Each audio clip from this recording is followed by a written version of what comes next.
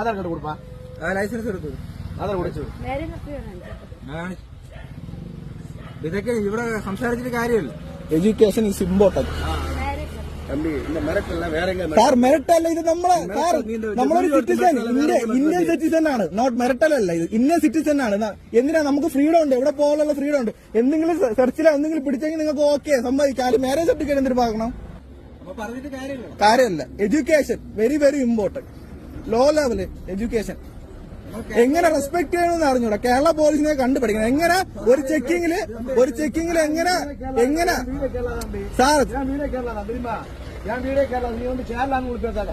Gents பின்னால உட்கார்ந்து அவங்க கூட வைபா உட்கார்ந்து சேர்த்து கண்டே பண்ண மாட்டேன். He is my brother.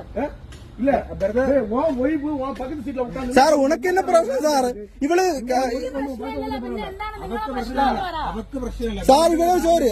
എന്താ പ്രശ്നം? എന്താ ബ്രദറാണ്. ഓക്കെ